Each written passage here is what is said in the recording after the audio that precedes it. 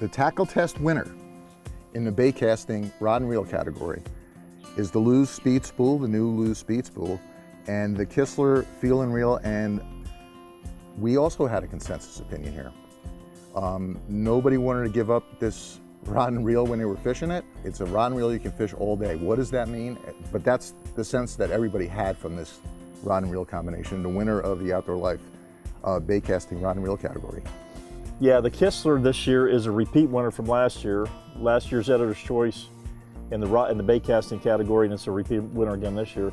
Unique to this rod is a radial wrap blank, which makes it a really, really strong blank. You can flip fish over the gun a little boat. You can probably step on this and bang it on the side of your car, and you probably won't do anything to it. A lot of cool things about this rod, especially we took it out of the package, and the first thing we noticed was how absolutely hideous it is. It's a two-tone blank. The bottom's black, the top is white, and we thought, why in the world would you do that? And until you fish this, you won't understand why. The end of that rod is phenomenal when you're fishing stained or muddy water. An unfinished blank or a black blank, when you hold it down the rod and you're fishing a crankbait, for instance, you can't see where your rod is, you can't see the angle of your rod, you can't see how the bait's working. This is phenomenal. You can see what your bait is doing and where your rod's pointed. The reel, let's talk about the reel. The reel, silly, stupid good. This Lew's reel, what was it? How much was it? 180? 180 bucks. 179, 180. It's got Winn grips on it, which is a new innovation. They're really big, which makes it a great grab. They're round, they're not square, so every time you grab the handle, you know where your hand is. And this reel is, we hate to use the marketing hype, this reel is smooth. I mean smooth, smooth. And it just casts like a dream.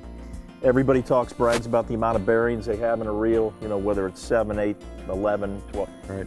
I don't know how many bearings this has in it, but it has the right bearings. In other words, you can have 11 bearings in a reel and the reel cannot be smooth. It might not be smooth because the bearings just aren't quality bearings. This could have a bearing in it. It's got the right bearings where they should be, and this reel is smooth and it's the right speed.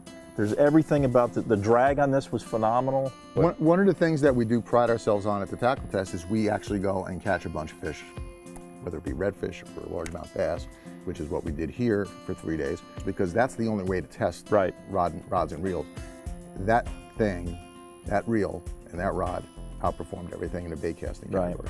It was and we tax them. When Jerry says we catch redfish, we mean big redfish.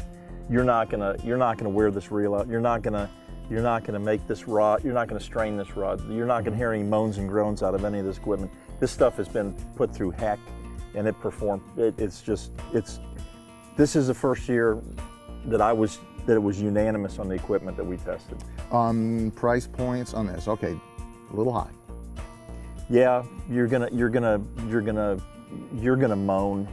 The rod's $249, but it's made in America. It's a Texas company, and they make, like I said, it's a repeat winner. It's an Editor's Choice. It's not the same rod, but it's the same company. Trey Kistler is the owner of Kistler Rods. He's the designer. He's the builder. He's been doing it for 25 years, and they do it's just that good of a rod. Right. There you go, the winner in the bait casting category. Well deserved.